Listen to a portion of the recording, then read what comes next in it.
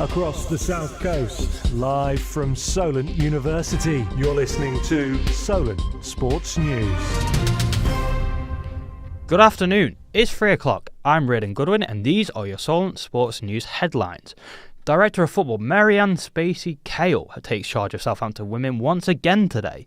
This comes after head coach Remy Allen and the club parted ways by mutual consent, after her side took just 17 points from 14 games. Spacey-Cale will take charge for the remaining 6 fixtures to give the club time to find the right replacement. I have reporter Tom Wilkins here to talk about the interim manager. So Tom, can you tell us who she is? Yeah, so it's out with the old and, well, in with the old again, perhaps. Marianne Spacey-Cale, she is a Southampton legend, spent 6 years with the club, racing through the lower divisions, picking up plenty of silverware in the process and crucially established the club in their first 2 seasons of the FA Women's Championship, finishing 6th and then last season finishing 4th before she stepped down at the end of the campaign. Obviously 6 games isn't a long time. What sort of impact can we expect from her in that time? It's a tricky one. We're expecting to see the club go for a safe pair of hands, and Marianne Spacey-Cale is the safest pair of hands that they probably could have gotten. They just want to try and stabilise. There's no real threat of relegation, so they haven't actually won in the league since the 3rd of November, so it'll be just stabilising, steering that ship steadily until the end of the season. Thank you very much, Tom. It's a year for celebration for Southampton legend. Former Saints captain Klaus Lundekvam began his testimonial year last night as former players flocked to St Mary's Stadium to celebrate. The Norwegian spent 12 years at the club with a total of 357 appearances.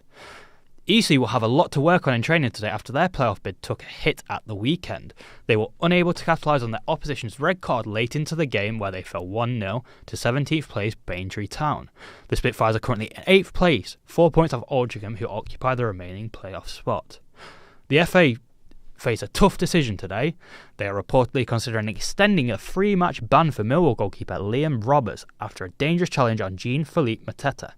The Crystal Palace striker was stretchered off the pitch before going to hospital, where he received 25 stitches in his left ear. Millwall manager Alex Neil defended his goalkeeper, saying it was no more than a mistimed challenge. What's happened is Liam's come out, he's tried to get the ball, he's mistimed it, he's caught the lad.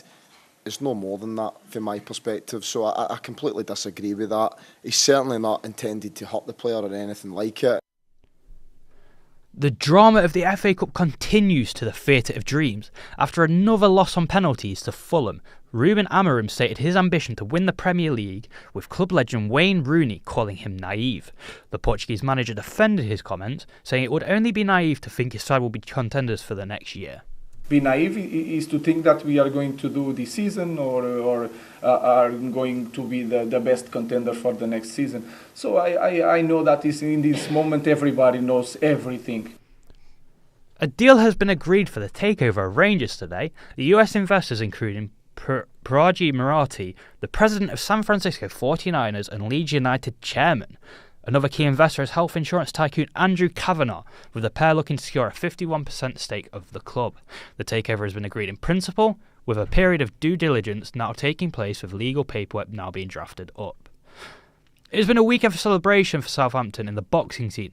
Saints-born local Ryan Garner lifted the EBU European Super Featherweight title at the Bournemouth International Centre after defeating Salvador Jimenez by unanimous decision. Lewis Edmondson was also in action, defending his Commonwealth light heavyweight belt against Oluwatosin Kajawa. It was a weekend for champions as Luke Littler won the UK Open for the first time. It was a convincing win for the teenager, who pulled off an outstanding 11-2 win against James Wade in Minehead. Despite his recent success in the sport, Littler said he is hungry to win even more trophies. Once you win one title, you're hungry. You're hungry for even more. You want to win this. You want to win everything. But yeah, I've ticked this one off, the UK Open, and now I've just got to focus on the Pro Tours, Euro Tours starting next weekend as well, and obviously the Premier League every Thursday. Rugby League is the latest sport to try and break out as an American audience as they took the game to the City of Sins. 45,000 people watched the first ever Rugby League match in the US at the Allegiant Stadium in Las Vegas.